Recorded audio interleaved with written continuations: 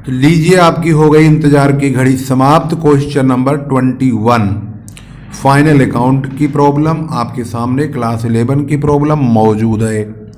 यहाँ पर आप देख रहे हैं क्वेश्चन नंबर 21 रीडर्स चॉइस की ये बुक है, जिसमें क्वेश्चन नंबर 21 में यहाँ पर इंफॉर्मेशन दिया हुआ है और यहाँ पर इसका एडिशनल इंफॉर्मेशन है। पहले इसकी एडजस्टमेंट को हम पढ़ के देखते हैं कि क्या प्रॉब्लम आपको मुख्य तौर पर समझनी होगी।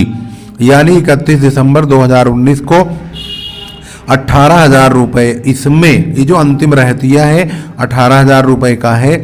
इसमें 900 का वह माल भी सम्मिलित है, 900 रुपये का, जो सप्लायर से 30 दिसंबर 2019 को प्राप्त हुआ, किंतु जिसका बिल अभी नहीं मिला। तो भाई जब बिल मिलेगा जब ही एंट्री होगी। इसका मतलब 18,000 रुपये में से 900 रुपये तो साफ कर देंगे, यानी माइनस कर देंगे। 1,500 रुपये का माल ग्राहकों को विक्रय की या पसंदगी के आधार पर भेजा गया है। तो यह एक सैंपल गुड्स है जो नमूने के तौर पर भेजा जाता है। इसको परचेज में से माइनस कर देंगे। 2,000 रुपये का बीजक विक्रय बही में प्रविष्ट कर लिया गया, यानी 2,000 रुपये से बिल है 2,000 रुपये का, इससे विक्रय मूल्य यानी सेल बढ़ चुका है, तो हम 2,000 रुपये सेल में से माइनस कर देंगे। अशोध ऋण के लिए केवल 400 रुपये तक प्रावधान किया है। तो इस बात को भी ध्यान रखेंगे, अगर 2,000 रुपये का बीजक विक्रय बही में प्रविष्ट हुआ है तो जिन लोगों को उधार माल बेचा जाता है उनको डेटर बोलते हैं। जब विक्रय में से 2,000 घट जाएगा तो डेटर में से भी 2,000 रुपये माइनस हो जाएंगे। अशोध ऋण के लिए केवल 400 रुपये तक प्रावधान करना है, यानी इसको हम प्रोविजन फॉर बैड डेट्स के नाम से डेबिट साइड में लिखेंगे। भवन पर 2% तथा प्लांट और मशीन पर 5% ह्रास लगाना होगा। तो अब सबसे पहले हम ट्रेडिंग अकाउंट की शुरुआत करेंगे। तो ट्रेडिंग अकाउंट के लिए सबसे पहले ओपनिंग स्टॉक की बात करेंगे। तो ओपनिंग स्टॉक आपको दिखाई ही दे रहा है, सबसे पहले नंबर पे हम इसी को ही लिखेंगे। 15,000 रुपये का है। इसके बाद परचेज यानी 48,000 का परचेज है, इसको लिखेंगे। तो आप देखिए ओपनिंग स्टॉक ये रहा 15,000 रुपये, ये रहा 48,000 का परचेज, इसमें से सैंपल गुड्स 1,500 के नमूने वाला माइनस कर देंगे। 46,500 रुपये का टोटल परचेज होगा। इस तरफ हम सेल लिखेंगे, उसमें से 2,000 रुपये बीजक विक्रय बही में जो शामिल कर लिया था उसे मैंने बोला था माइनस करेंगे, तो उसे घटा देंगे। ये 2,000 रुपये को हम डेटर में से यानी देनदारों में से भी घटाएंगे और बिक्री में से यानी सेल में से भी घटाएंगे। क्लोजिंग स्टॉक हमारा 18,000 का था, तो 900 रुपये का हम इसको माइनस कर देंगे, 17,100 लिखेंगे, वही हमने लिखा है। इसके बाद ट्रेडिंग अकाउंट का और कोई आइटम नहीं है, तो क्रेडिट साइड का टोटल करेंगे और ये टोटल जो है 90,100 रुपये आएगा। इसको यहाँ और यहाँ लिखेंगे, इसमें से इन दोनों को माइनस करेंगे। ग्रॉस प्रॉफिट सीडी यानी कैरी डाउन 28,600 रुपये आएगा। इसको नीचे ब्रॉड डाउन करेंगे। अगला हिस्सा हमारा प्रॉफिट एंड लॉस का होगा। इसको यहाँ पर ग्रॉस प्रॉफिट हमने ब्रॉड डाउन कर लिया है। अब हम पहुँचते हैं एडिशनल इन्फॉर्मेशन में। सबसे पहले इसी का ही निपटारा करा करो, जिससे कि आपका सवाल गलत ना हो। तो यहाँ पर आप देख रहे हैं सबसे पहले 2,000 रुपये वाली कांड हो गया और 1,500 का भी कहानी खत्म हो गई, 900 रुपये का भी हिसाब हो गया। अब यहाँ पर लिखा है अशोध ऋण के लिए 400 रुपये का प्रावधान करना है, यानी इसमें कटा कटा अमाउंट दे दिया है। वैसे मोस्टली क्या होता है कि देनदारों का 5% 3% ऐसा कुछ बोलता है तो हम काटते हैं, इसमें ऑलरेडी पहले से गिवन है। और भवन पर 2%, प्लांट और मशीन पे 5%। तो भवन यहाँ देखेंगे 10,000 है, इसका 2% 200 रुपये, प्लांट और मशीन 15,000 है, इसका 5% 750 रुपया डेप्रीसिएशन होगा। तो सबसे पहले हमने बैड डेट्स 400 रुपये लिख दिया, डेप्रीसिएशन ये दोनों हमने काट लिया, 200 750 950 मतलब 950 रुपये हो गए। इसके बाद अब यहाँ की कहानी ख़त्म। अब यहाँ चलिए, सबसे पहले ऊपर डिस्काउंट लिखा है 750 रुपये का, इसी को लिखेंगे, ये रहा डिस्काउंट। इसके बाद अगला अमाउंट आता है जो हमारे समायोजनाओं से हटने के बाद जो बच रहा है वो आएगा। 4% सरकारी ऋण में विनियोग है, यानी ये इन्वेस्टमेंट है 10,000 का, इसका 4% ब्याज कटेगा, जो हमारी इनकम होगा उसे हम क्रेडिट साइड में लिखेंगे। तो यहाँ देखेंगे आप इंटरेस्ट ऑन इन्वेस्टमेंट मैंने कहीं लिखा है, तो ये लिखा हुआ है इंटरेस्ट ऑन इन्वेस्टमेंट 400 रुपये काट के लिख देंगे। इसके बाद क्वेश्चन को आगे बढ़ाएंगे तो हमारे पास आगे और बढ़ेंगे। तो यहाँ पर इस प्रकार से चल रहे हैं। Salary and wages 13,000, audit fees जिसे अंकेक्षण शुल्क बोलते हैं 2,000, office expenses 2,000, repair and renewal 1,800। इनको हम यहाँ लिखेंगे। यहाँ पर आ जाइए, salary and wages, audit fees, office expenses, repair और रिन्यूअल 1,800। इसके बाद और आगे बढ़ेंगे तो इधर आ जाइए, यहाँ पर तलपट में अंतर है। ये जो तलपट में अंतर, इसे संपत्ति मानेंगे और इसे एसेट्स में लिख देंगे सस्पेंस के नाम से। ब्याज 700 रुपये है, इसको लिखेंगे। ये रहा इंटरेस्ट 700 का।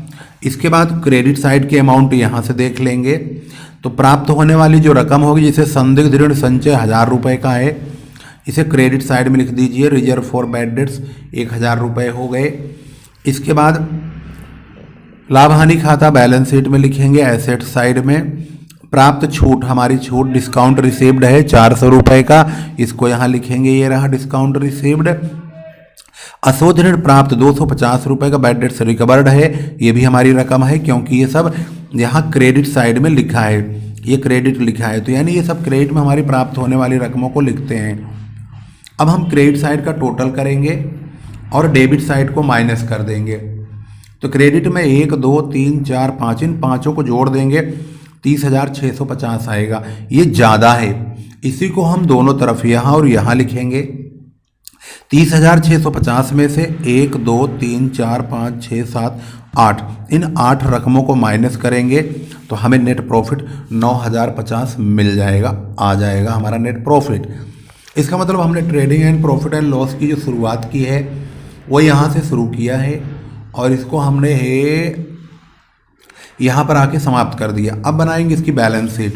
यहाँ पर मौजूद है बैलेंस शीट, तो बैलेंस शीट का ये फॉर्मेट हो गया। अब आप लोगों को मैंने यहाँ डेट वगैरह नहीं डाला है, तो आप डेट जरूर डाल देंगे अगर है तो। एज ऑन 31 दिसंबर या 31 मार्च, हमने 31 मार्च और 31 दिसंबर की वजह से, क्योंकि किसी किसी किताब में 31 मार्च है, किसी किसी में 31 दिसंबर है, तो मैं बड़ा कंफ्यूज हुआ। मैंने कहा इसे छोड़ देंगे, बच्चों को एक्सप्लेन कर दिया जाएगा, वो अपने आप डाल लिया करेंगे। तो यहाँ पर देखेंगे, सबसे पहले हम पूंजी लिखते हैं। 50,000 की पूंजी है, इसमें हम नेट प्रॉफिट यही जो अभी हमने निकाला था 9,050, इसको जोड़ेंगे और आहरण को घटाएंगे। अगर आहरण होगा तभी घटेगा, अगर सवाल में आहरण नहीं है तो नहीं घटाएंगे, तो इसमें है ही नहीं।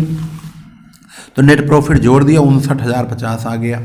इसके बाद लाइबिलिटी साइड के आइटमों को आपको हमेशा यही क्रेडिट साइड में मिलेगा। लेनदार 10,000, देय विपत्र यानी बिल्स पेबल, तो क्रेडिटर और बिल्स पेबल और जनरल रिजर्व 3 अमाउंट हो गया। और ये प्रॉफिट एंड लॉस का पैसा 450, 4 अमाउंट हो गया। इन चारों को क्रेडिट में डाल दीजिए। क्रेडिटर हो गया मतलब लाइबिलिटी में डाल देंगे। क्रेडिटर हो गया, बिल्स पेबल हो गया, जनरल रिजर्व हो गया और प्रॉफिट एंड लॉस हो गया। पीवाई का मतलब प्रीवियस ईयर, कभी आप कुछ और ना समझ जाओ। इसके बाद हम एसेट्स में चलेंगे। सबसे पहले डेप्रीसिएशन वाले का जो है हिसाब फाइनल करेंगे। बिल्डिंग 10,000 है, इसका 200 रुपये डेप्रीसिएशन माइनस कर देंगे। प्लांट और मशीन है 15,000 का, इसका 750 रुपया घटा के लिखेंगे इस प्रकार से। इसके बाद हमारा अगला नंबर आता है इन्वेस्टमेंट का। इन्वेस्टमेंट यानी विनियोग 10,000 है, इसका 400 रुपये ब्याज भी था जो हमने अलग से काट के लिखा था, तो 10,400 रुपये लिखेंगे। एक्रूड इंटरेस्ट के नाम से इसको यहाँ पे लिख देंगे। इसके बाद डेटर्स का नंबर आता है यानी देनदारों का। तो डेटर्स यानी देनदार हमारे पास यहाँ जो लिखा हुआ है, यहाँ पे है 16,400 का डेटर है, जिसमें से 400 रुपये बैड डेट्स के हो गए। तो 16,400 में से 400 माइनस कर देंगे, ये माइनस हो गया। और 2,000 इनवॉइस वाला, इसको भी मैंने आपको स्टार्टिंग में पढ़ के बताया था। ये जो 2,000 रुपये विक्रय वाला, 2,000 का बीजक विक्रय बही में प्रविष्ट कर लिया, इसे भी माइनस करना है। सेल में से और डेटर में से माइनस होंगे, तो यहाँ पर ये भी माइनस हो गया।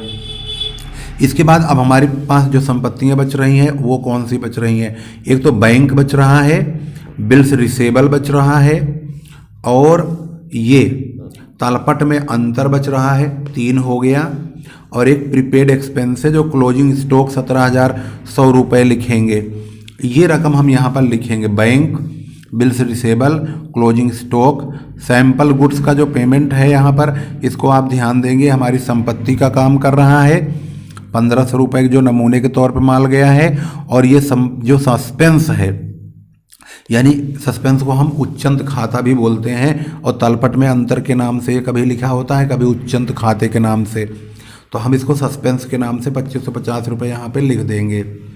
सस्पेंस अकाउंट लिख सकते हैं या सस्पेंस भी लिख दें, कोई दिक्कत नहीं। यहाँ पर लिखिए सस्पेंस अकाउंट, हमने इसलिए लिख दिया, कभी कभी सस्पेंस या सस्पेंस अकाउंट ऐसे शब्द का प्रयोग होता है। तो अब आपने यहाँ पर देख लिया पूरा का पूरा हमारा बैलेंस शीट का अमाउंट पूरा हो गया है। अब हम दोनों की तरफ का जो टोटल करते हैं तो 75,500 यानी 75,500 आ जाता है। तो दोनों तरफ का टोटल आपने मैच कर लिया है और इसकी शुरुआत बैलेंस शीट की यहाँ से हुई है और धीरे धीरे हमने इसको यहाँ पर लाके समाप्त कर दिया। इस प्रकार से आपका क्वेश्चन नंबर 21 समाप्त हो गया। अगली प्रॉब्लम आपके पास बहुत ही जल्द पहुँचेगी, क्वेश्चन नंबर 22।